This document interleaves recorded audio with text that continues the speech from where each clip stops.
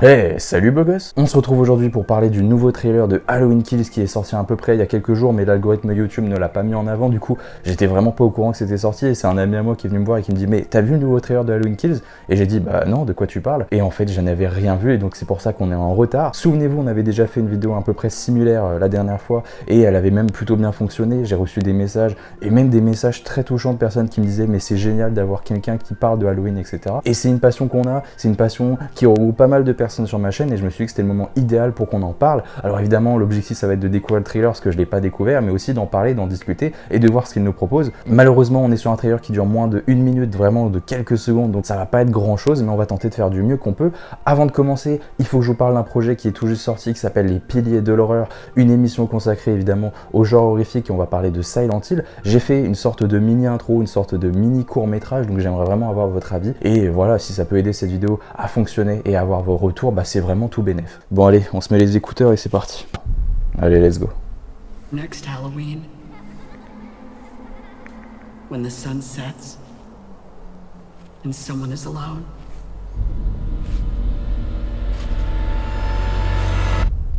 he kills. Oh, oh là là, il a le visage brûlé.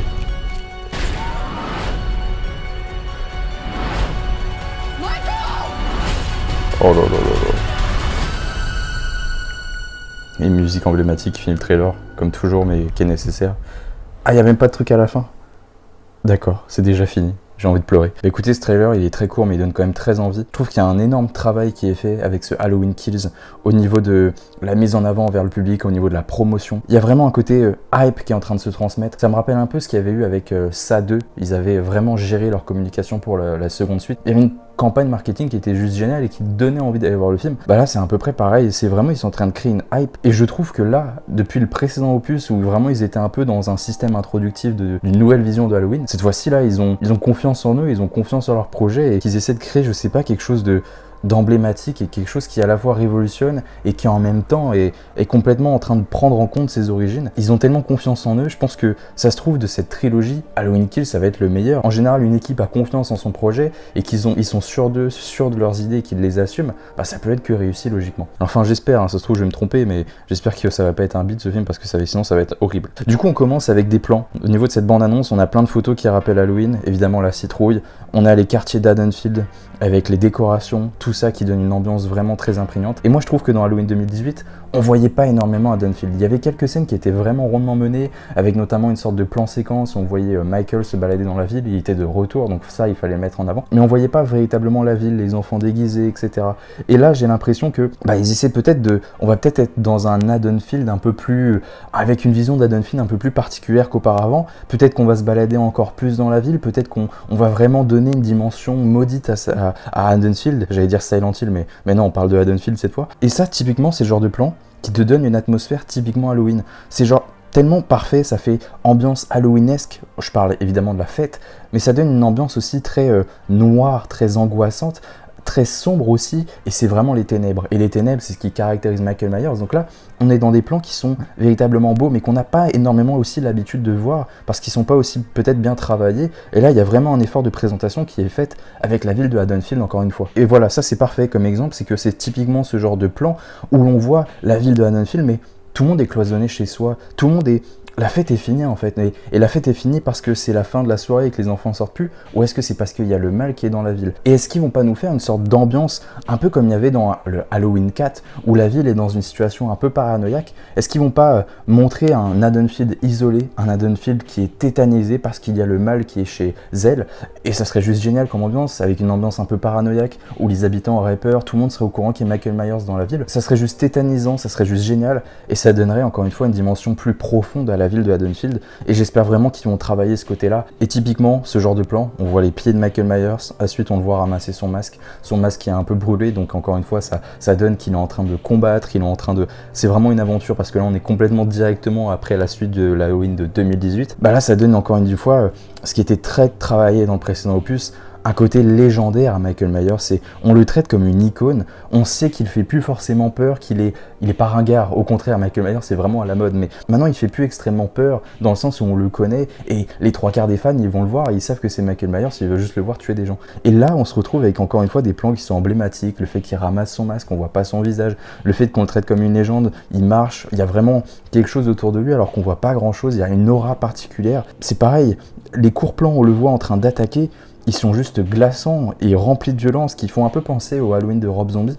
Donc encore une fois, c'est aussi là, ce nouvel héritage de Michael Myers, il essaie de se détacher aussi de l'origine en essayant de créer sa propre histoire tout en respectant son matériau de base et en faisant des références au précédent opus. Et c'est ce qu'il fallait véritablement faire et ça fonctionne très bien. On a également les anciens personnages qui sont mis en avant. On voit pas Laurie, il me semble, on la voit peut-être une seule seconde, mais on voit énormément bien la petite fille de Laurie qui visiblement va être la nouvelle héroïne. Et elle est vraiment mise en avant, c'est un personnage qui était un tout petit peu développé dans le précédent opus mais pas assez, elle n'avait pas encore la substance d'une Laurie, c'est pour ça qu'elle n'était pas mise en avant. Et donc est-ce que Halloween Kills, et c'est ce qui est mis en avant dans ces trailers, est-ce que c'est pas le moment pour mettre en avant de nouveaux personnages et pour dire que bah maintenant on va se séparer de notre héritage pour créer quelque chose de nouveau. Il y a aussi ce plan qui est juste magnifique avec le visage de Michael brûlé, c'est là où on voit qu'il est traité comme une légende. On fait évoluer aussi le masque, parce qu'à mon avis, si ce film s'appelle Halloween Kills, c'est qu'il va vivre des choses et qu'il va massacrer énormément de personnes. Le titre Kills, il est pas anodin. Il y a encore une fois ce sentiment dans le trailer, c'est que, à mon avis, la ville de Haddonfield va être plongée dans un cauchemar. Il va y avoir des tueries de masse. Enfin, ça va être une ambiance encore particulière. Et encore une fois, le côté paranoïaque, le côté où toute la population a peur du boogeyman, a peur de Michael Myers, il est renforcé, tu vois. On a des plans où vraiment on a le sentiment que la population elle est effrayée. Il y a un plan où ils sont dans une sorte d'hôpital, où tu vois plein de personnes qui sont en train d'hurler, et ils hurlent face à quoi? C'est pas dit, mais à mon avis c'est juste qu'il y a eu des meurtres, ou alors que Michael Myers est en train de se rendre à l'hôpital. Enfin, c'est sûr qu'il y a une dimension paranoïaque qui va ressortir de l'œuvre.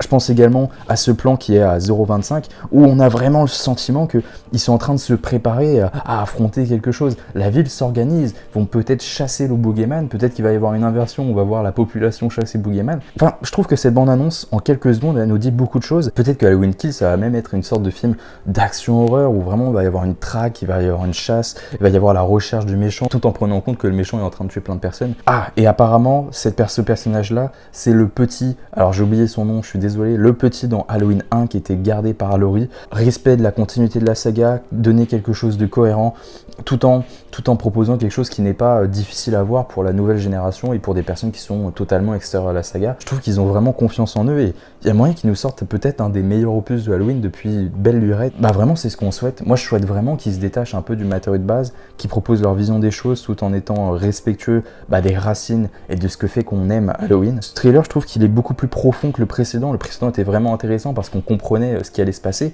Là il nous implique encore plus en tant que spectateur. Alors j'espère qu'ils vont pas en dévoiler trop, mais ils vont nous préparer à un trailer de 1 minute, 1 minute 30, ça va finir par arriver l'année prochaine, mais c'est une communication qui est rondement menée, ça crée une hype qui est juste folle, et même avec l'annulation, la hype elle est encore plus présente parce qu'on se dit, putain on doit encore attendre 1 an pour cet opus. Je pense que ça a été une des meilleures décisions de le décaler parce que j'avais pas trop envie de voir un Halloween sur Netflix ou sur un système de plateforme de streaming. Je trouve que c'est pas vraiment, j'ai la chance de pouvoir aller voir des Halloween au cinéma, alors autant que j'en profite parce que les anciens j'ai pas eu forcément la chance de les voir, et c'est des expériences avec la musique, avec la photo, l'image, etc. au cinéma, c'est juste génial. Et ce trailer, je le trouve vraiment très bon. Vraiment, je le trouve mieux que le précédent. Bah, vous voyez, il n'y a pas besoin d'en montrer trop. Juste des images un peu subliminales peuvent suffire à nous créer une hype.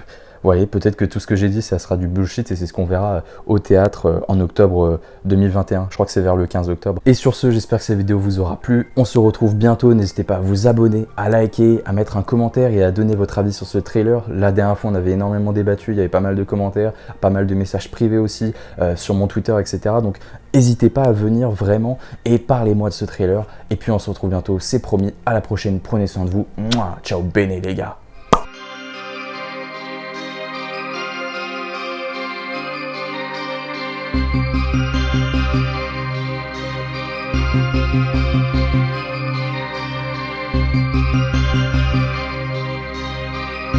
Thank you.